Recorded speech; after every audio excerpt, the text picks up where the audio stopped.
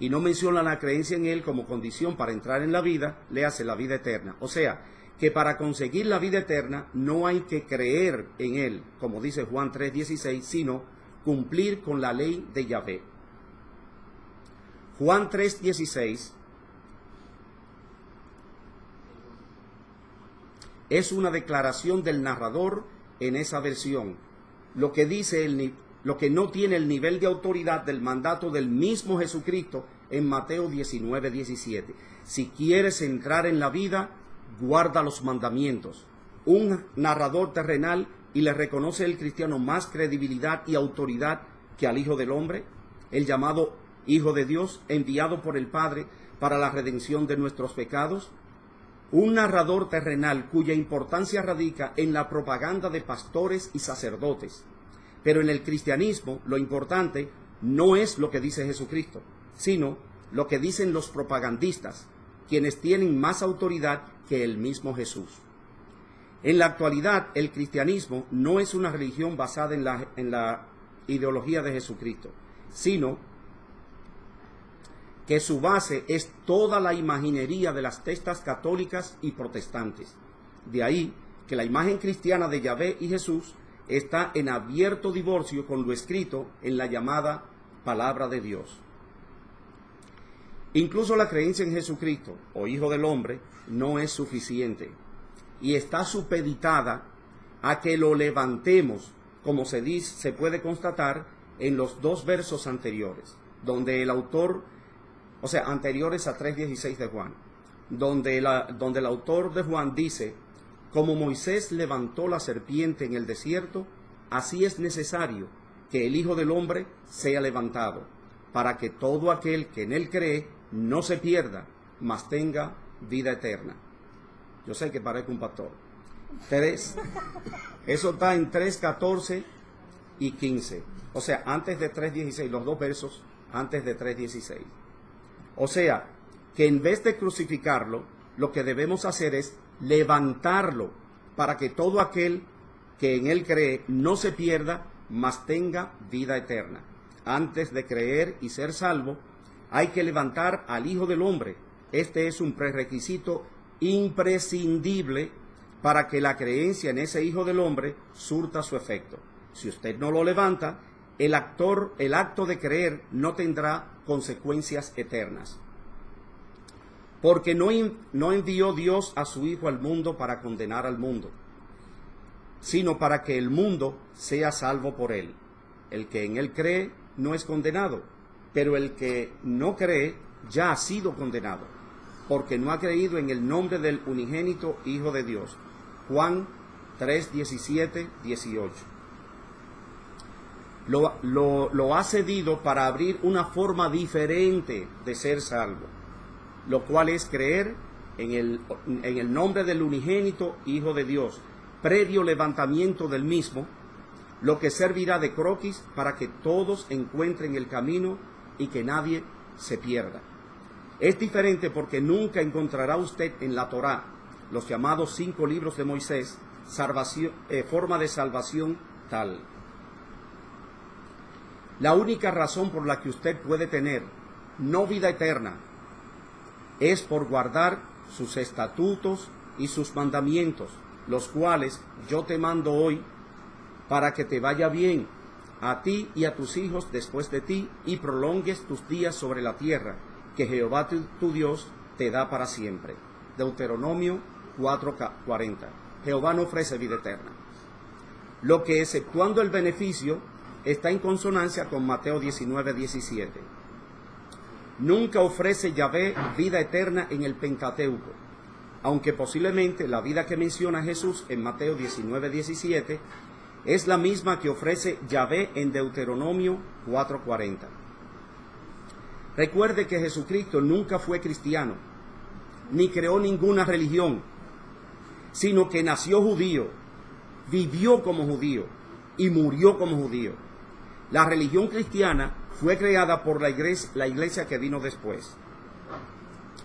Como Moisés levantó la serpiente en el desierto, así es necesario que el Hijo del Hombre sea levantado, dice quien escribe Juan 3:14. este escritor dice exactamente lo que está escrito, que como Moisés levantó la serpiente en el desierto. ¿Y cómo fue que levantó Moisés la serpiente en el desierto? No hay que divagar, no hay que empezar a crear cosas, como hacen los teólogos. ¿Y cómo fue que levantó Moisés la serpiente en el desierto? Debemos apegarnos a lo que dice Números 25, 5, 9, Reina Valera, 1960. Y habló el pueblo contra Dios y contra Moisés. ¿Por qué nos hiciste subir de Egipto para que muramos en este desierto? Pues no hay pan ni agua, y nuestra alma tiene fastidio por este pan tan liviano. Se refiere al maná que mandaba Jehová en el desierto. Ellos estaban hartos de eso. Y Jehová envió entre el pueblo serpientes ardientes que mordían al pueblo, y murió mucho pueblo de Israel. Entonces el pueblo vino a Moisés y dijo: hemos pecado por haber hablado contra Jehová y contra ti. Ruega a Jehová que quite de nosotros estas serpientes. Y Moisés oró por el pueblo. Y Jehová dijo a Moisés: hazte una serpiente ardiente y ponla sobre un asta, y cualquiera que fuere mordido y mirare a ella, vivirá. Y Moisés hizo una serpiente de bronce y la puso sobre un asta, y cuando alguna serpiente mordía a alguno, miraba a la serpiente y vivía. Y Jehová envió entre el pueblo serpientes ardientes que mordían al pueblo, y murió mucho pueblo de Israel. Después de esta acción, el Todopoderoso no pudo controlar los demonios que había desatado, pues en vez de hacer desaparecer los reptiles venenosos con un simple deseo, opta por violar su propia ley contenida en Éxodo 24, el segundo de los 10 mandamientos del Elohista: no te harás imagen ni ninguna semejanza de lo que esté arriba en el cielo, ni abajo en la tierra, ni en las aguas debajo de la tierra. ¿Cuál es la necesidad que tiene el Dios de Israel de mandar a hacer una imagen de lo que hay abajo en la tierra, violando su propio mandamiento, si con un simple deseo pudo eliminar todas las serpientes que mataban a los israelitas en el desierto? Fue con un deseo que hizo aparecer las serpientes. Tiene poder sobre mares y volcanes, y le es negado el dominio sobre las culebras, lo que es una situación nada nueva, pues un prominente miembro de esa especie le creó una situación muy difícil en el jardín de Adán y Eva. Génesis capítulo 3. Por otro lado, la serpiente no muere. La escultura de bronce no es destruida, como supone el mundo cristiano que murió Jesucristo para el perdón de sus pecados. Y si muere el reptil, no hay antídoto para el veneno de las serpientes que mordieron a los israelitas. Es todo lo contrario. Es necesario que viva, que no sea destruida, para que el paciente se cure. De lo contrario, morirá. Asimismo, si se le rinde culto, debe ser destruida, como vemos en 2 de Reyes 18:4, donde el rey Ezequías hizo pedazos la serpiente de bronce que había hecho Moisés, porque hasta entonces le quemaban incienso los hijos de Israel. Esto sugiere que el mismo Jesús sería objeto de destrucción, si es coherente el autor de Juan con el pendón serpiente como parangón de Jesucristo, pues no es más que eclecticismo puro y simple el tomar una parte del cuento y no coger la otra. O sea, en el momento que a la serpiente se le rindió culto, fue destruida. De tener apego consecuente al ejemplo del figurín reptante, este sería el final lógico del Cristo de Juan 3:14. Pero en el cristianismo de eso se trata. Es una religión que además de sincrética es ecléctica. Cita, por ejemplo, del Antiguo Testamento lo que le conviene, lo que no, por más esencial que sea para el yavismo, o sea, el judaísmo, lo tira al bote de la basura. Es extraño que una imagen de lo que está abajo en la tierra sirva de referente al novelista que dio a luz al Evangelio de Juan, cuando, como ya señalamos más arriba, hacía mucho tiempo que el Dios de los israelitas había mandado: no te harás imagen ni ninguna semejanza de lo que esté arriba en el cielo, ni abajo en la tierra. Éxodo 24. Es uno de los principales entre los 10 mandamientos apócrifos. Digo yo apócrifos. Ese análisis se hace en el libro que vamos a publicar próximamente sobre los 10 mandamientos, que no son 10, ni hay solamente un ser. El elogista y el deuteronomista. O sea, los 10 mandamientos que son 12, que aparecen en Éxodo 20, y los 10 mandamientos que aparecen en Deuteronomio 5. Esos 10 mandamientos, desde el punto de vista de la misma Biblia, son apócrifos.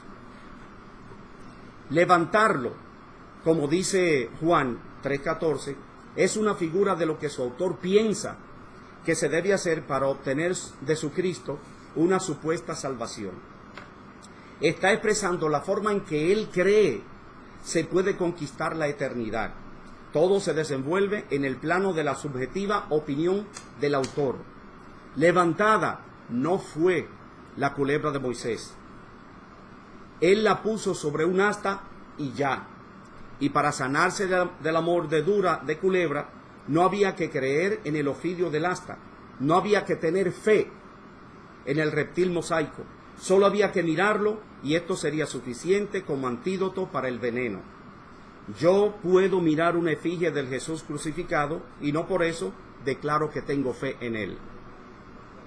Como quiera, el novelista que escribe la tercera versión desconoce la declaración de Jesús en persona, citando a Oseas 6:6, en refutación de la recriminación de los fariseos por sentarse a la misma mesa con publicanos y pecadores. Los sanos no tienen necesidad de médico, sino los enfermos. Id pues y aprended lo que significa: misericordia quiero y no sacrificio. Mateo 9, 12, 13. Es Jesús con sus propias palabras quien dice que no quiere sacrificio. Jesús no quiere sacrificios, sea de humanos o de animales. Jesús no quiere sacrificios. ¿Cómo explicar entonces que Él mismo sea el cordero del sacrificio al Dios Yahvé, para que este Dios Padre perdone los pecados de la humanidad? Ahora, de manera bastante extraña, el Dios Jesucristo no se cita a sí mismo, o sea, no cita su palabra, sino que recurre a un simple mortal para dar cuerpo a su rechazo de las críticas fariseas. Mueve a risa ver al Dios que está en todas partes y que todo lo ve y que todo lo sabe, recurriendo a la opinión de un ser infinitamente más pequeño que la infinita grandeza de su majestad.